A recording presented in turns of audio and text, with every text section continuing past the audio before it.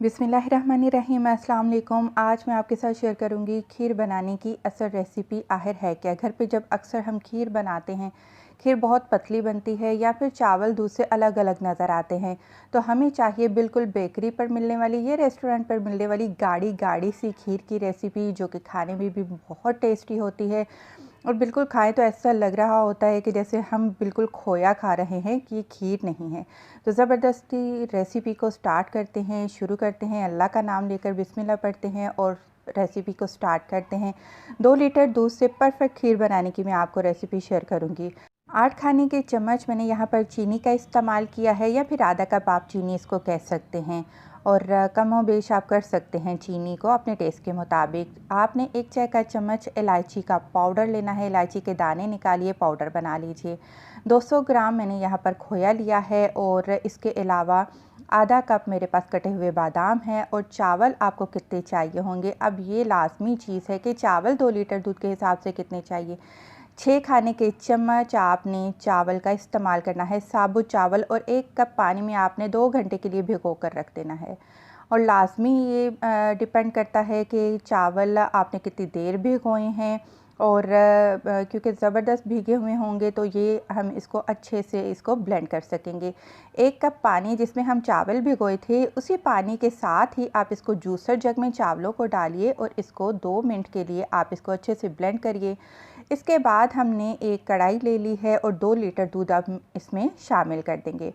अब क्या होता है कि अक्सर ऐसा होता है कि चावल जब दूध बॉयल होता है तब डालते हैं, नहीं, ऐसा नहीं करना। आपने ठंडे दूध में ही चावल का जो पेस्ट तैयार करके रखा है, आपने वो दूध में शामिल करना है। जब आप गरम गरम दूध में, उबलते हुए दूध में ये जो चावल हमने ग्राइंड किए हैं या चावल का पाउडर डालते हैं, तो वो गुठलियाँ बन जाती हैं जिनको कि कवर करना नामुमकिन हो जाता है। कढ़ाई को हमने चूल्हे पर रख लिया है। अब लगातार आपने चम्मच हिलाते जाना है दूध में, यहाँ तक कि दूध में उबाल ना आ जाए। अगर आप चम्मच नहीं हिलाएंगे तो जो चावल पेस्ट करके हमने दूध में डाले हैं वो बर्तन में नीचे चिपक जाएंगे, जल जाएंगे, और बहुत मुश्किल हो जाएगा आपके लिए खीर बनाना।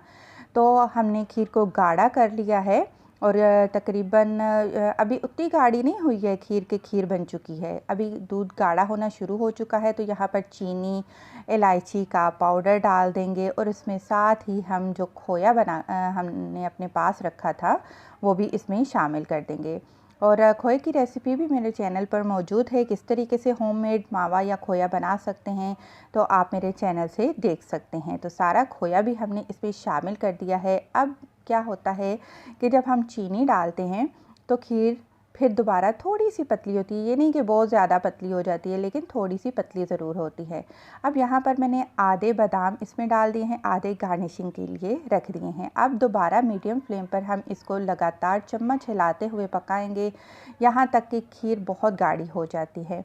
तो मैंने बताया था ना, वो टिप बताऊंगी कि आपको पता चलेगा कि खीर गाढ़ी कैसे बनती है। वो टिप ये है कि जब आप देखें कि जो खीर है उसमें गाढ़े गाढ़े से बबल आना शुरू हो चुके हैं और खीर के छींटे उछलना शुरू हो चुके हैं, तो वो परफेक्ट वो टाइम होता है कि आपको पता चल जाता है कि खीर रेडी हो चुकी है। और मसलसल हिलाते हुए मैंने इसको पकाया है, और बहुत ही ज़बरदस्त हमारी खीर बनकर तैयार हो चुकी है। इसको डिश आउट करते हैं, और इसको आपने रूम टेम्परेचर पर पहले ठंडा करना है। पहले ठंडा करिएगा, फिर आप इसको फ्रिज में रखिएगा, 3 से 4 घंटे लाजमी इसको फ्रिज में रखिएगा। ठंडा होने के बाद ये खीर जो है मज़ीद गाढ़ी होगी, और यकीन करिए ये बहुत ही ज़बरदस्त रेसिपी है आपके साथ शेयर की है।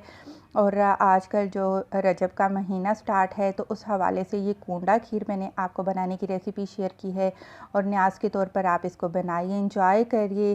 वीडियो पसंद आई है जाते जाते लाइक करें। खुश रहें। अल्लाह हाफ़िज़।